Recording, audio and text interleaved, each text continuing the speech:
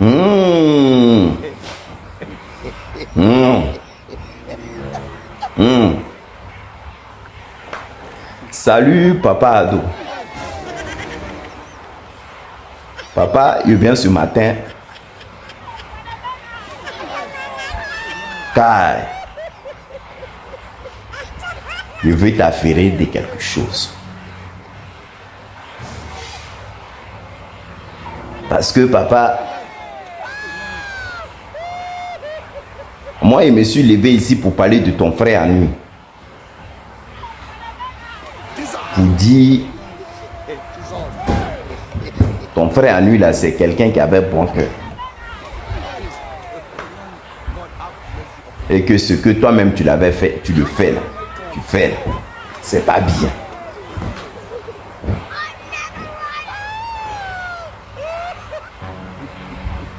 Et que si tu voulais vraiment la vraie réconciliation, ton frère à nuit, il t'a toujours tendu la main. Mais c'est parce que toi-même tu veux pas que le pays soit en paix. C'est pour cela que tu es dans tous tes foufous là. Bon bref, papa, c'est pas pour cela que je suis venu. Mais il te fait un petit affairage d'un témoignage en parlant de ton frère à nous. C'est tellement beau, joli à voir. J'aimerais partager ça avec toi, papa.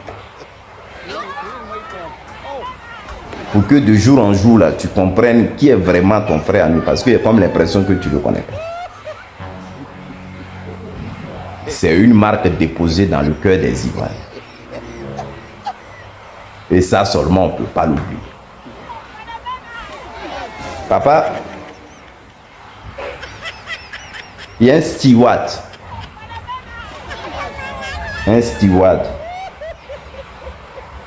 qui a raconté cette histoire.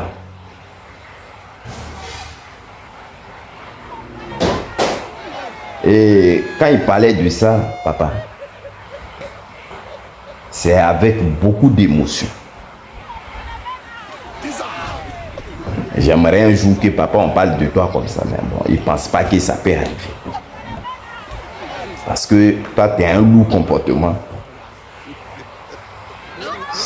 Les personnes qui ont parlé de ton frère à nuit là, ton frère à nuit n'a pas donné jeton. Ou ton frère lui n'a pas demandé à ce qu'on fasse son prodada.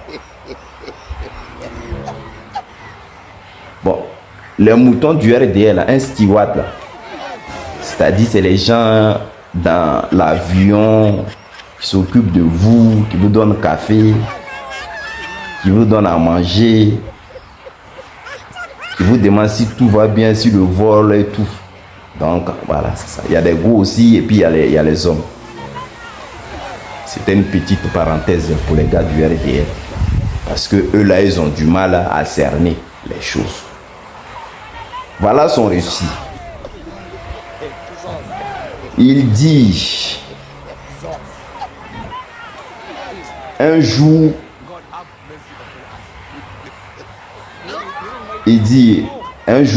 notre papa à nous est venu monter dans leur avion. Bon, je ne vais pas dire sinon je fais la publicité. Elle dit ce jour-là, nous, membres de l'équipage, bon, elle a dit le nom, mais je ne veux pas dire, avons vécu un moment unique.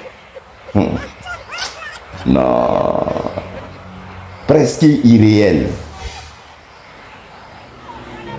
Nous savions que l'ancien président ivoirien Laurent Gbagbo serait à bord.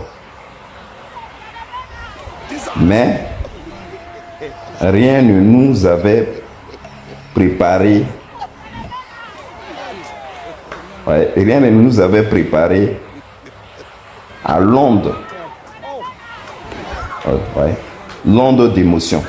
C'est-à-dire les ondes d'émotion qui nous traverseraient en le voyant entrer dans l'avion. Lorsqu'il est monté, entouré de sa délégation, un silence chargé d'admiration a parcouru la cabine. Les passagers ne voyaient pas seulement un homme politique. Ils découvraient une figure historique, un symbole africain, debout, souriant et serein. Nous avons pris soin du président Laurent Gbagbo et de toute sa délégation.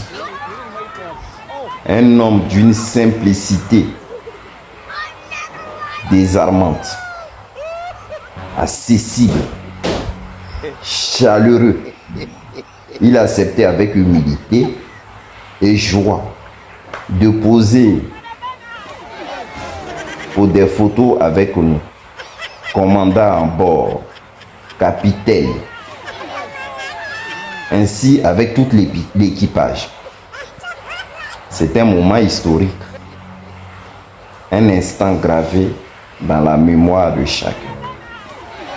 Lorsque l'appareil s'est posé sur le tarmac à l'aéroport international, avec une grande fierté, que nous avons réalisé que nous venons d'accompagner un homme beaucoup considéré comme une légende africaine. Vraiment, moi-même, souvent même, moi-même, je ne sais pas quoi dire. Parce que le président Laurent Gbagbo,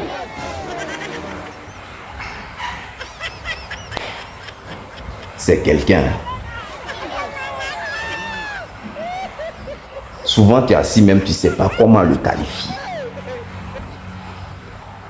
Il y a les gens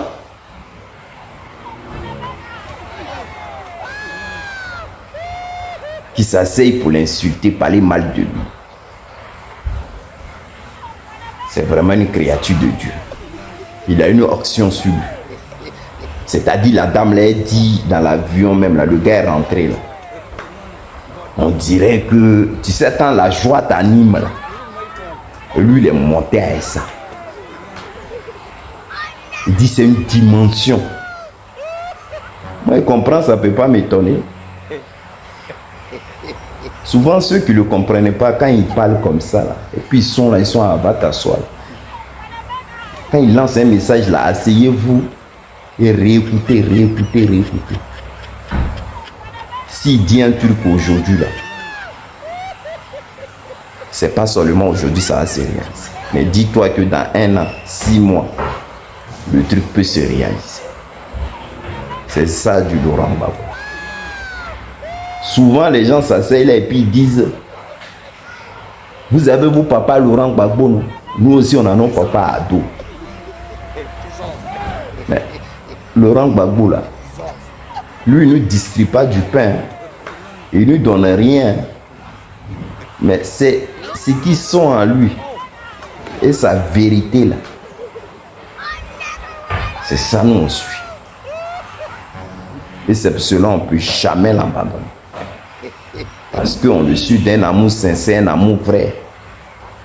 Et qu'il veut libérer l'Afrique pour qu'on soit tranquille. Bisous à toi, papa Gbagbo. Et merci ma soeur d'avoir fait ce beau témoignage. Papa Ado, voilà ça qu'elle a. Bonne journée.